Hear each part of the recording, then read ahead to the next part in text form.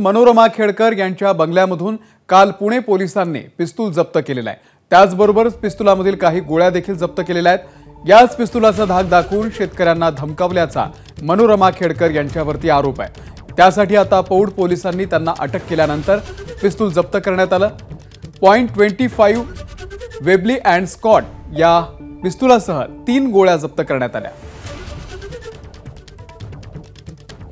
मंदार गोंजारी या संदर्भातले अपडेट देतील। मंदार, याच पिस्तुलाचा धाक दाखवून मनोरमा खेडकर यांनी मुळशी तालुक्यातल्या धडवली गावातील शेतकऱ्यांना धमकावल्याचा आरोप आहे आणि त्यानंतर मनोरमा खेडकर यांना अटक करण्यात आली। मनोरमा खेडकर यांच्या वकिलांनी स्वतःहून हे पिस्तूल पोलिसांकडे सोपवण्याची तयारी दर्शवली होती, मात्र पोलिसांनी बाणेर रस्त्यावरील त्यांच्या बंगल्यामध्ये जाऊन हे पिस्तूल ताब्यामध्ये घेतलेलं आहे। पिस्तुलासोबतच पिस्तुलामध्ये वापरायच्या ज्या गोळ्या आहेत, काडतूस आहेत, ती देखील पोलिसांनी ताब्यामध्ये घेतलेली आहेत। पोलिसांच्या तपासाचा हा भाग आहे आणि त्यानंतर पुढची कारवाई या पिस्तुलाचं जे लायसन आहे ती रद्द करण्याची ठरणार आहे।